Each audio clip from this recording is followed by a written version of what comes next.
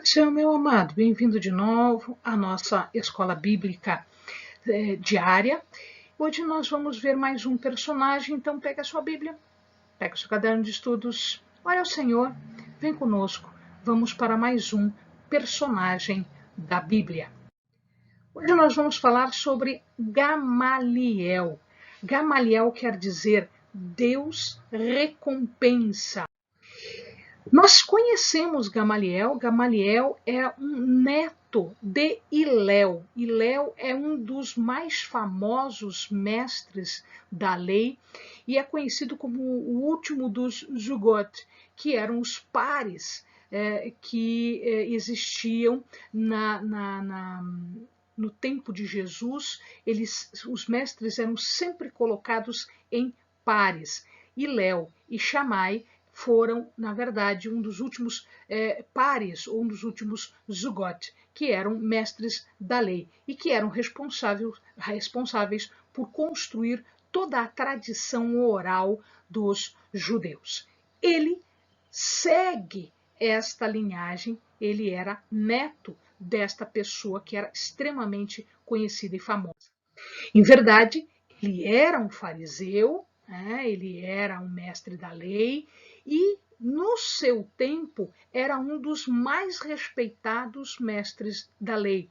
As pessoas brigavam para ter aulas com ele, para serem discípulos de Gamaliel. Gamaliel era um rabino ou um mestre que eles chamavam de mestre superior do Sinédrio, ou seja, de todos os mestres, naquela época, ele era o que mais se destacava.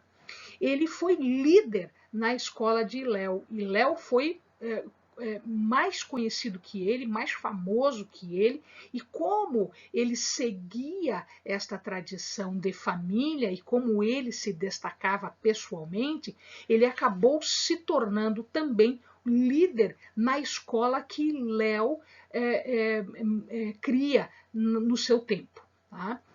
Ele morre mais ou menos em 50 depois de Cristo. Ele não vê o templo destruído, ele não vê esta grande tristeza, que para eles era uma grande tristeza. Então ele não passa por esta tristeza. Ele foi o mestre de Saulo de Tarso. Segundo quem? Segundo Saulo. Saulo depois se transforma em Paulo. Paulo de Tarso, escritor de inúmeras cartas, né, que os amados vão ver depois de Atos. Nós temos inúmeras cartas que ele escreve.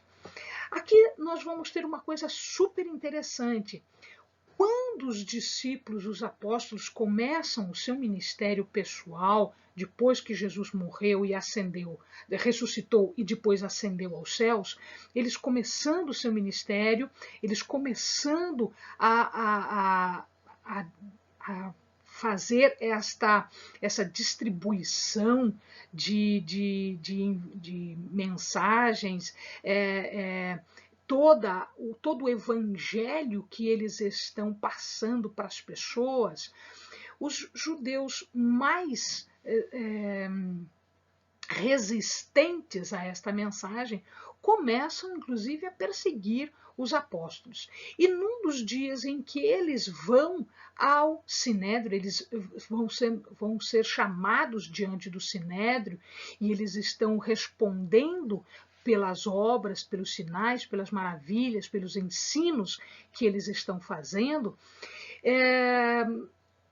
quem se levanta para defender? O próprio Gamaliel. Né? O argumento dele era este. Ora, se o que eles estão fazendo é de homens, se eles estão dizendo que alguém que morreu ressuscitou e a mensagem que ele está passando, né, vem da cabeça deles, isso vai desaparecer sozinho, ele não vai vingar, ele não vai crescer, porque é coisa de homem, é coisa da cabeça deles. Entretanto, se for de Deus, aí a coisa vai ficar um pouquinho mais complicada para os que estão perseguindo, os que estão se colocando em confronto com estes homens. Eu vou fechar com a própria palavra do Gamaliel, de Gamaliel. Gamaliel diz assim em Atos 6, 38 e 39.